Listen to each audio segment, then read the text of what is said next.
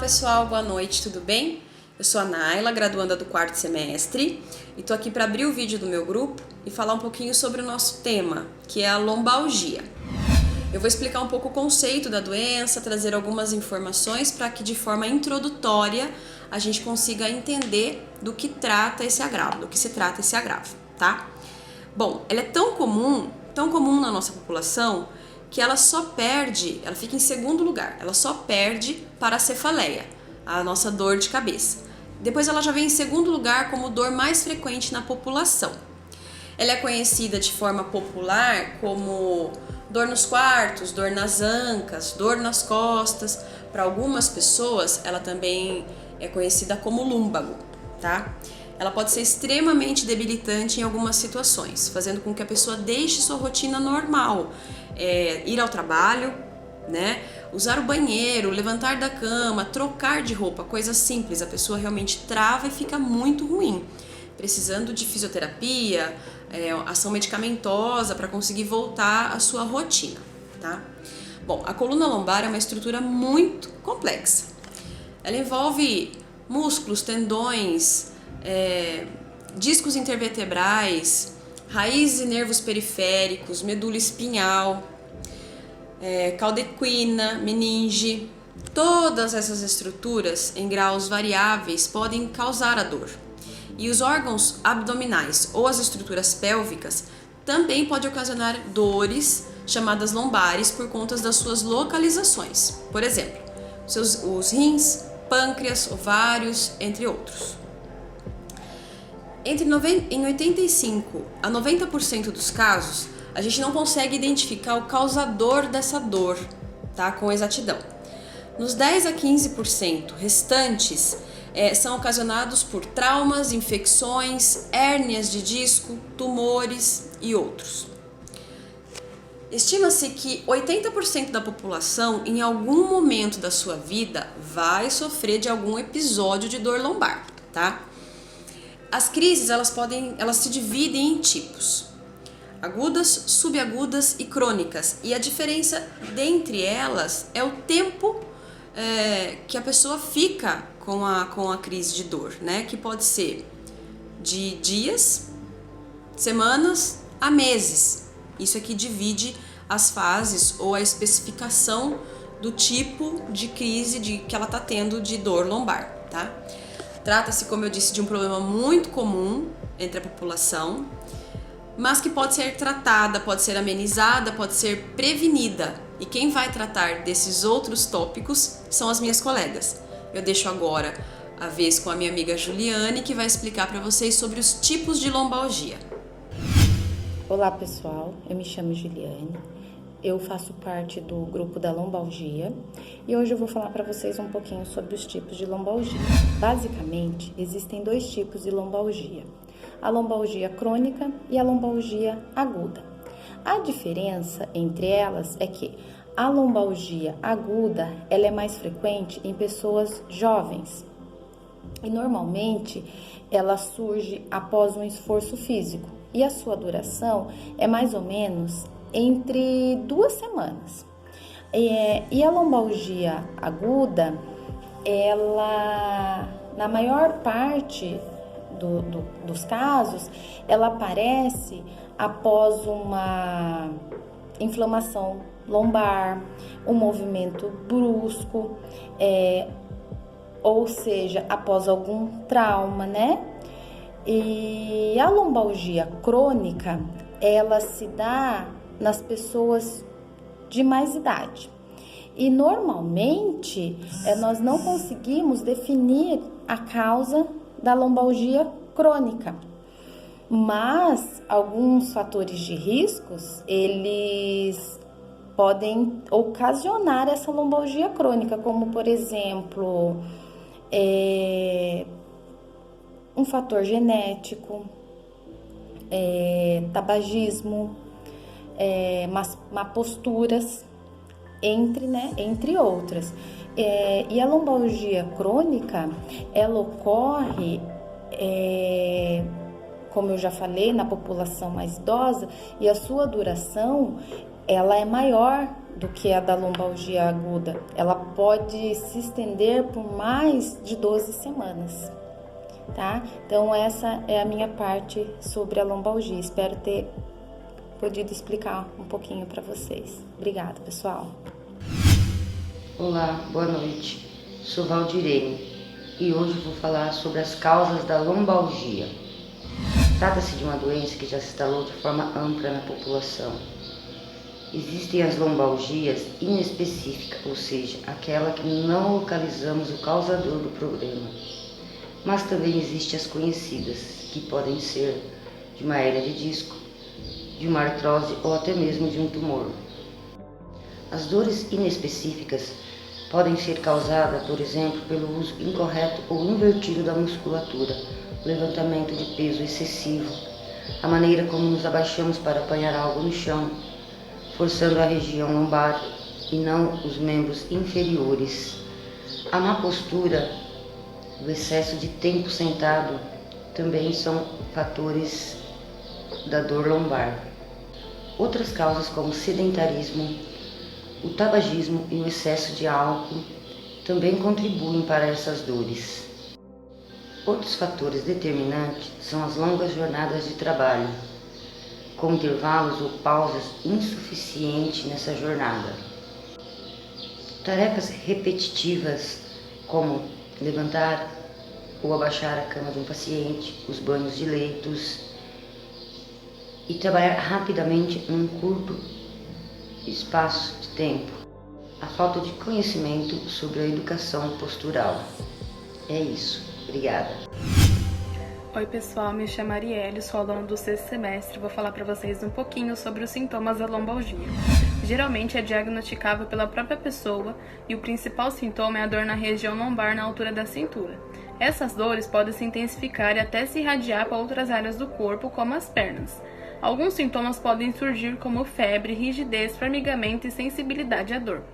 É relevante a lombalgia em enfermeiros devido às tarefas rotineiras realizadas todos os dias, como empurrar e puxar pacientes em macas e cadeiras de rodas, elevação manual pesada, má postura, exagerando a curvatura da região lombar.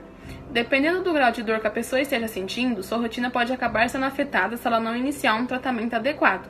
Por isso é importante aprender a praticar a autoconsciência, a fim de reconhecer e relatar os sinais e sintomas e procurar um médico para iniciar o tratamento o mais rápido possível. Olá pessoal, meu nome é Gabriele, eu estou cursando o 4º semestre de enfermagem e hoje eu vou falar para vocês sobre o tratamento da lombalgia. O tratamento adequado é a terapia medicamentosa e a fisioterapia. Esses são os alicerces principais para o tratamento da dor lombar ocupacional. Referente à fisioterapia, podem ser aplicados eletroterapias com calor local ou estimulação elétrica. Não foram encontradas evidências científicas que tenham relevâncias comprovadas no tratamento crônico. Porém, exercícios físicos orientados garantem uma boa relevância no tratamento, sendo que a maioria dos episódios da lombalgia são limitadoras e devem ser tratadas imediatamente e de forma eficaz, a fim de prevenir a cronificação. Depois de rever as causas específicas do tratamento, devem ser centrado no controle sintomático da dor para propiciar a recuperação funcional no período o mais breve possível. O repouso na fase aguda é eficaz, porém não pode ser prolongado devido à ação danosa da inatividade sobre o aparelho locomotor. Sob o processo inflamatório, a abordagem do tratamento passa além do uso de medicação anti-inflamatório pelo alívio de sobrecarga para favorecer o restabelecimento da saúde. O uso de corticoides beneficia pacientes com quadro de inervação discal e comprometimento radicular. O uso de relaxante muscular está indicado nos casos da lombalgia aguda com contratura muscular associada e uso de relaxante muscular e de outros analgésicos e anti-inflamatórios trazem benefícios adicionais no alívio da dor. O tratamento multidisciplinar comprova-se eficaz para o prognóstico do paciente com a dor lombar crônica.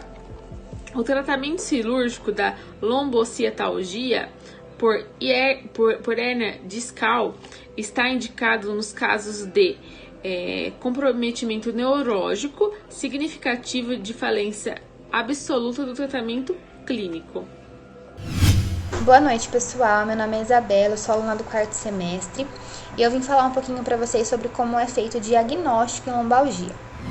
Primeiramente, a anamnese ela vai incluir o exame físico para avaliar os sinais e sintomas desse paciente e indicar a necessidade de um parecer radiológico e avaliações futuras. O paciente com um quadro de lombalgia aguda, ele tem um quadro aí inferior a 4 semanas da incidência desses sintomas. E nessa avaliação inicial não é necessário os exames mais complementares, pois eles não têm tanta relevância no início. Exames de imagem vão ser feitos na presença de sinais de alarme ou quando os sintomas persistirem em um prazo maior de 1 mês, sem alívio da dor, com o tratamento já clínico, E exames laboratoriais são feitos apenas na suspeita de causas específicas. Se a ausência de sinais de alarme com dor com menos de 1 mês de duração, é indicado o tratamento clínico e reavaliação em 2 semanas. Se presença de sinais de alarme ou com dor mais de 1 mês de duração sem resposta ao tratamento, é indicado um exame de imagem, uma ressonância, uma tomografia, uma radiografia. Suspeita de mieloma múltiplo, é necessário solicitar eletroforese de proteínas e radiografias de coluna, crânio, fêmur, úmero, pelve e tórax. É importante também ressaltar a questão da história patológica pregressa, que são informações sobre toda a história do paciente, mesmo das condições que não estejam relacionadas com a doença atual. Então, como exemplo, a gente tem as doenças crônicas, o histórico familiar, o uso de drogas injetáveis, história de tratamentos mal sucedidos anteriormente.